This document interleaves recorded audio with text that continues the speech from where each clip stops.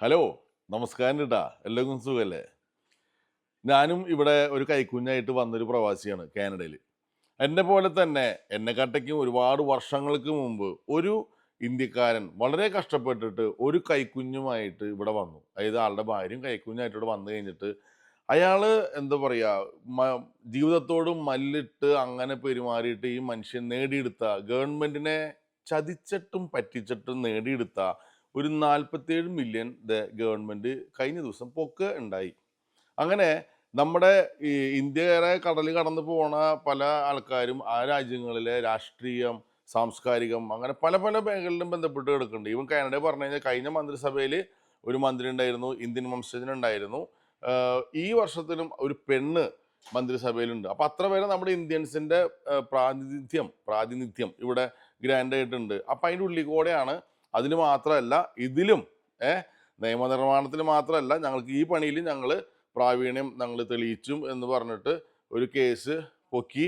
അപ്പൊ സംഭവം എന്താണെന്ന് വെച്ച് കഴിഞ്ഞാൽ ഞാനീ പറയുന്ന കഥാപാത്രം ഒരു ഇന്ത്യനാണ്, ഗുജറാത്തുകാരനാണ്, നമ്മുടെ മോദിയുടെ നാട്ടുകാരനാണ്. അപ്പോൾ ഈ നാട്ടുകാരൻ വളരെ 85 വയസ്സ് 1985 1985 ഇയാള് കമ്പ്യൂട്ടർ സയൻസ് ബിരുദം അവിടെ നിന്ന് നാട്ടിൽ നിന്ന് എടുത്തൊരു മനുഷ്യനാണ്. അപ്പൊ 85 എടുക്കണമെങ്കിൽ നിസ്സാരക്കാരനല്ല. പുള്ളിയുടെ ഹിസ്റ്ററി നോക്കുമ്പോൾ പറയണത് എന്താണെന്ന് വെച്ചെങ്കിൽ സ്കൂളിൽ ഭയങ്കര ഫോക്കസ്ഡ് ആയിരുന്നു. സർക്കാർ ഉദ്യോഗസ്ഥനും പിന്നെ ടീച്ചറും ആയിരുന്നു ഇവരുടെ പേരൻസ്. അപ്പോൾ സൂപ്പർ സോണിക് ബ്രെയിൻ ആണ്. അങ്ങനെ ഇങ്ങനെ പുകഴ്ത്തി വാനോളം പുകഴ്ത്ത, ഏത് ടോപ്പിക്ക് പഠിച്ചാലും ടോപ്പ്, വേറെ ഒരു വർത്താനില്ല. എന്ത് സാധനത്തിലും ഫസ്റ്റ് എന്ന് പറഞ്ഞാൽ സഞ്ജയാണ്. അങ്ങനെ ആ സഞ്ജയ് 85 കോഴ്സ് കഴിഞ്ഞ് പാസ് ഔട്ടായി ഇറങ്ങി 5 വർഷത്തോളം പുള്ളി നാട്ടിലൊന്ന് വർക്ക് ചെയ്തു. അങ്ങനെ 90 പുള്ളി നേരെ കാനഡയിലേക്ക് എന്താ പറയുക വലിയ വലിയ സ്വപ്നങ്ങളൊക്കെ ചിറകിലേറ്റി ആശാൻ നേരെ എവിടേക്ക് വന്നു? കാനഡയിലേക്ക് വന്നു വിത്ത് PR. പുള്ളി ഏതൊരാൾ ചെയ്യണ മാതിരി തന്നെ ബേസ്മെന്റിൽ താമസം തുടങ്ങി. ആദ്യം തന്നെ കാറോ കാര്യങ്ങളോ ഒന്നുമില്ല. ബസ് കയറുന്നു, നടക്കുന്നു, പിടിക്കുന്നു, സൈക്കിളിൽ പോണു. അങ്ങനെ ആള് ജോലിക്ക് പോയി. 5 വർഷം കൊണ്ട് ഇയാള് സാധാരണ ഒരു എംപ്ലോയി ആയിട്ട് IT കാരനായിട്ട് തുടങ്ങിയ ആള് ഓരോ സ്റ്റെപ്പ് കയറി കയറി 5-ാമത്തെ വർഷം ആകുമ്പോഴേക്കും അയാളുടെ കീഴിൽ 4-5 പേരേക്കും ജോലി ചെയ്യണ അവസ്ഥയ്ക്ക് ഒരു മാനേജർ പൊസിഷൻ അയാൾക്ക് കിട്ടി. അങ്ങനെ അയാൾ ജോലി ചെയ്തുകൊണ്ടിരിക്കെ അയാൾ കുറച്ച് കഴിഞ്ഞപ്പോൾ അയാളുടെ ഭാര്യനെയും കൂടിയിട്ട് അയാൾ അവിടെ ജോലിക്ക് കയറ്റി. അങ്ങനെ ഇരിക്കുന്ന സമയത്ത് ഇയാൾക്ക് അടുത്തൊരു ഓപ്പർച്യൂണിറ്റി വരികയാണ് ഗവൺമെന്റ് സെക്ടറിലേക്ക്. ഗവൺമെന്റ് സെറ്റപ്പിൽ ഒരു ഓപ്പർച്യൂണിറ്റി വന്നു. പുള്ളി അപ്ലൈ ചെയ്തു. ഇയാൾക്ക് അതിനുള്ള കാലിബർ ഉണ്ട്. അതുകൊണ്ട് ഗവൺമെന്റിൽ പുള്ളിക്ക് അത് ഹയർ ചെയ്തു. പുള്ളിക്ക് ഗ്രാൻഡ് അന്നത്തെ കാലത്ത് ഇയാൾക്ക് 95 $70,000-80,000 ഒരു വർഷത്തെ അയാളുടെ ശമ്പളം. അങ്ങനെ നല്ല ലാവിഷായിട്ട് പോയിക്കൊണ്ടിരിക്കുന്നു. പഠിപ്പൊക്കെ കഴിഞ്ഞു. അങ്ങനെ അല്ല സോറി, അയാളുടെ പഠിപ്പല്ല, മക്കളുടെ പഠിപ്പൊക്കെ കഴിഞ്ഞു. മക്കള് ഗ്രാൻഡായിട്ട് ഇതേപോലെ തന്നെ ജോലിക്ക് കയറി. IT-കാര് അപ്പനും എന്താ പറയാ, ഞാനും അപ്പനും കുളപ്പുള്ളിയെ അപ്പനും സുഭദ്രാമി എന്ന് പറയണ മാതിരി ഫുൾ ഫാമിലി IT-കാരാ. അങ്ങനെ ഇരിക്കെ കാലങ്ങൾ കഴിഞ്ഞു. ഇയാളുടെ ഹാർഡ് വർക്കിങ്ങും എല്ലാം കൊണ്ടും കാനഡയ്ക്ക് സത്യം പറഞ്ഞ ഒരുപാട് മുതൽക്കൂട്ടായിട്ടുള്ള പ്രൊജക്റ്റുകളിൽ ഇയാള് ഭാഗമായി. അതിന്റെ ഭാഗമായിട്ട് ഇയാളെ എഡ്യൂക്കേഷന്റെ ഡിപ്പാർട്ട്മെന്റിന്റെ ഒരു പ്രോജക്റ്റിന്റെ ഡയറക്ടറായിട്ട് ഇയാളെ നിയമിക്കുകയാണ്. എങ്ങനെ? വർഷത്തില് എനിക്ക് തോന്നുന്നു ആ സമയത്ത് ഓൾമോസ്റ്റ് $2 ലക്ഷം, ഇപ്പോഴത്തെ കണക്ക് പറഞ്ഞാലും നാട്ടിലത്തെ ഒരു 1.25 കോടി രൂപ.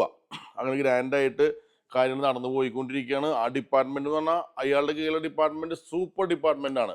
അങ്ങിരിക്കുന്ന സമയത്താണ് കൊറോണ വന്നത്. കൊറോണ വന്നപ്പോൾ എല്ലാവർക്കും ഭയങ്കര ബുദ്ധിമുട്ടായി. പക്ഷെ ഇയാൾക്ക് സംബന്ധിച്ച് ആഗ്രഹമായിരുന്നു. അത് കാര്യം എന്ന് വെച്ച് കഴിഞ്ഞാല് കൊറോണ വന്ന സമയത്ത് ഈ വീട്ടിലിരിക്കുന്ന കുട്ടികൾക്ക് ലാപ്ടോപ്പ് മേടിക്കുക അങ്ങനെ കേട്ട കുറെ കാലം ഇവിടെ ക്ലാസ് അങ്ങനെയായിരുന്നു. ആ സമയത്ത് ഗവൺമെന്റ് ഒരു കുട്ടിക്ക് $200 വെച്ച് കൊടുക്കാനുള്ള ഒരു പ്രൊജക്റ്റ് തയ്യാറാക്കി. അതിന്റെ ഡയറക്ടറായിട്ട് ഈ പുള്ളിയെ വെച്ചു. കാരണം കാലങ്ങളായിട്ട് ഗവൺമെന്റിന്റെ പല പല ബെനിഫിറ്റുകളും ഇങ്ങനെ ആളുകളിലേക്ക്, അതായത് അർഹതപ്പെട്ട ആളുകളിലേക്ക് എത്താനുള്ള വെബ്സൈറ്റിന്റെ കാര്യങ്ങളും എല്ലാം ചെയ്യുന്നത് ഇയാളുടെ അണ്ടറിലുള്ള ഇതാണ്. അപ്പൊ ഇയാൾ ഡയറക്ടറായിട്ട് ഇരിക്കുന്ന പൊസിഷനിലേക്ക് ഈ സാധനം കൊടുത്തു, ആ സെക്ഷനിലേക്ക്. അങ്ങനെ ഇയാൾ വളരെ മാന്യമായിട്ട് എല്ലാം ചെയ്തു. ഒരു കുഴപ്പമുണ്ടായില്ല. കൊറോണ കഴിഞ്ഞു, എല്ലാം ബാക്ക് ടു നോർമലായി ഇങ്ങനെ പോയി. പക്ഷേ എല്ലാ കാലത്തും എല്ലാ കള്ളന്മാർക്കും ചാൻസ് ഇല്ല. അപ്പോൾ ഇയാൾ വളരെ ഹാപ്പി ആയിട്ട് ഇങ്ങനെ ജീവിച്ചുകൊണ്ടിരിക്കുന്ന സമയത്ത് ഒരു ദിവസം അവരുടെ തന്നെ അല്ലെങ്കിൽ ഗവൺമെന്റിന്റെ തന്നെ ഒരു ലേഡി ഒരു സംഭവം ഓഡിറ്റ് കണക്കുമല്ലോ, അതിന് ഓഡിറ്റ് നടത്തി കഴിഞ്ഞപ്പോൾ അത് 200 അങ്ങനെ അക്കൗണ്ടുകൾ എടുത്ത് ഇങ്ങനെ ഓഡിറ്റ് ചെയ്തപ്പോൾ അതിനകത്ത് കുറേ അക്കൗണ്ടുകൾ ഫേക്കാണ്. അപ്പോൾ സംഭവം ഞാൻ അന്വേഷിച്ച് പിടിച്ചു വന്നപ്പോൾ ഓൾമോസ്റ്റ് ഒരു 1000 അക്കൗണ്ടുകൾ ഉണ്ടാക്കിയിട്ട് ആരൊക്കെയോ $200 വെച്ച് ഇങ്ങനെ ട്രാൻസ്ഫർ ചെയ്തിട്ടുണ്ട്. അങ്ങനെ ഒരു $10 മില്യൺ നഷ്ടപ്പെട്ടിട്ടുണ്ട്. അങ്ങനെ ഇവർ ഓഡിറ്റ് ചെയ്ത് പിടിച്ചു വന്നപ്പോൾ ആ ഓഡിറ്റ് സത്യം പറഞ്ഞ് ഞെട്ടിപ്പോയി. തൻ്റെ മേലധികാരിയായിട്ടുള്ള ഡയറക്ടറാണ് ഈ പണി കാണിച്ചിരിക്കുന്നത്.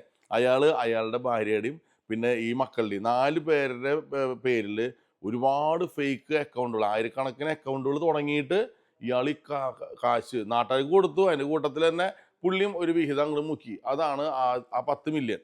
അപ്പോൾ ഇയാളുടെ ഇതിന് പ്രശ്നമായി, നോട്ടപ്പുള്ളിയായി.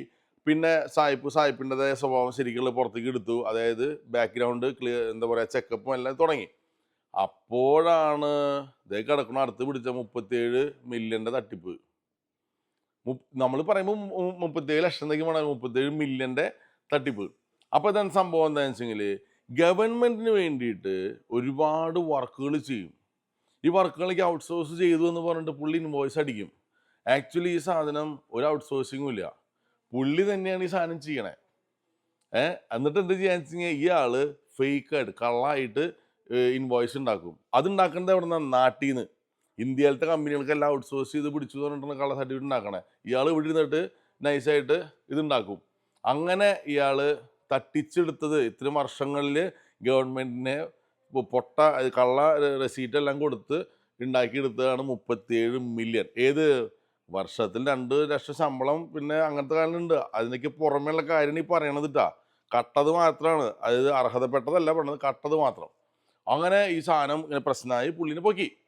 അങ്ങനെ പുള്ളിനെ പൊക്കി ചോദ്യം ചെയ്തു. അപ്പോൾ ചോദ്യം ചെയ്തപ്പോൾ ആ ഓഫീസർ ചോദിച്ചു, നിങ്ങൾക്ക് ഇത് എങ്ങനെ സാധിച്ചു എന്നുള്ളതാണ്. അവിടെയാണ് എനിക്ക് ഇതിൻ്റെ ഒരു ഇഷ്ടപ്പെട്ട പോയിന്റ്.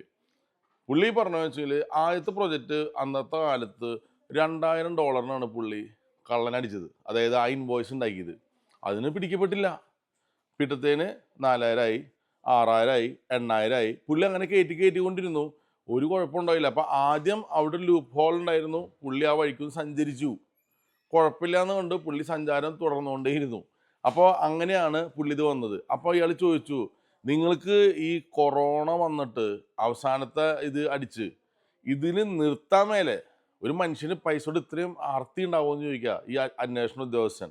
അപ്പോൾ ഇയാൾ പറഞ്ഞൊരു കാര്യമുണ്ട്, എനിക്ക് എൻ്റെ ഈ ഇത്രയായിട്ട് പോലും എൻ്റെ ദൈനംദിന ചെലവുകൾക്ക് തികയില്ല.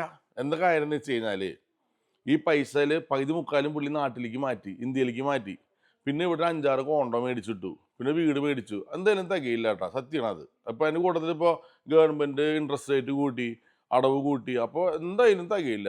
ആളെ കുറ്റം കൊണ്ട് കാര്യമില്ല. കാരണം ഒരു വീടുള്ളവൻ തന്നെ ഇവിടെ ബുദ്ധിമുട്ടാണ്. അപ്പോൾ ഒരു 5-6 കോണ്ടോ, പിന്നെ വേറെ 2 വീട്, പിന്നെ നാട്ടിൽ കോടിക്കണക്കിന് സമ്പാദിച്ച് കഴിഞ്ഞാൽ കുറച്ച് ബുദ്ധിമുട്ട് കക്ക തന്നെ വേണം പിടിച്ചു വെക്കണമെങ്കിലേ.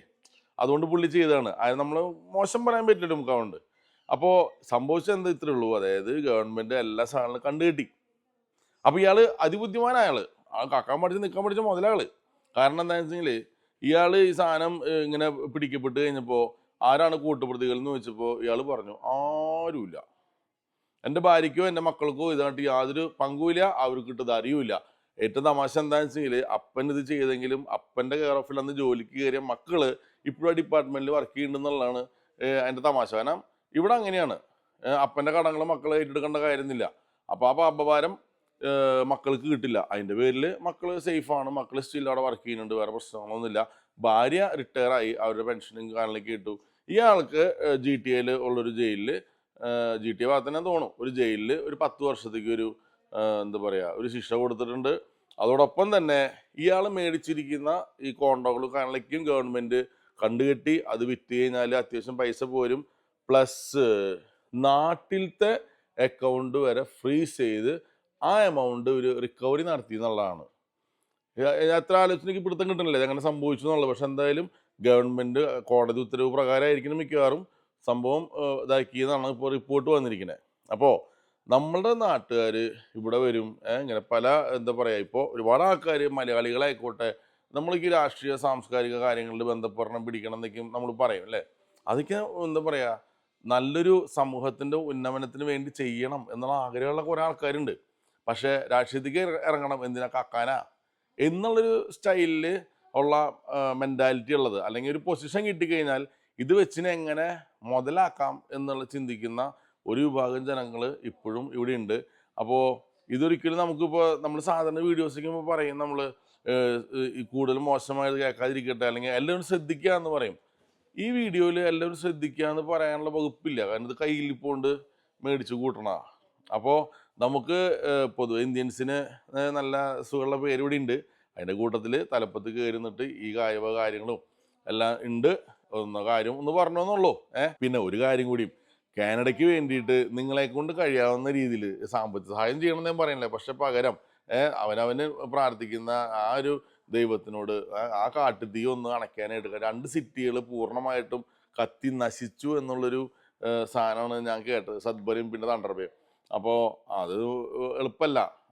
ആൾക്കാരേക്ക് അവിടെ നിന്ന് മാറ്റി പാർപ്പിച്ചെങ്കിലും അവിടെ നിന്ന് കിലോമീറ്ററുകളോളം അല്ലാണ്ട് ദൂരമുള്ള ഇവിടെ ലണ്ടനിൽ എൻ്റെ വീട്ടിൽ ഇപ്പോൾ പുറത്തേക്ക് ഇറങ്ങി കഴിഞ്ഞാൽ ഭയങ്കര പുകമണ. ഈ സാധനം അവിടെ നിന്നുള്ള പുക കൊണ്ട് പോന്നിട്ട് ഞാൻ 2 ദിവസം മുമ്പ് US പോയിട്ട് ഇതേമാതിരി ഒരു ബോർഡർ എത്രണ്ട് ഒരു 5 മണിക്കൂർ മുമ്പേ എനിക്ക് അവിടെ ഈ സ്മെല്ല് കിട്ടി തുടങ്ങി എന്നുള്ളതാണ്. അപ്പോൾ അത്രയും ഇതിൽ ഈ സാധനം അടിച്ചു കയറി പൊക്കോണ്ടിരിക്കുകയാണ്.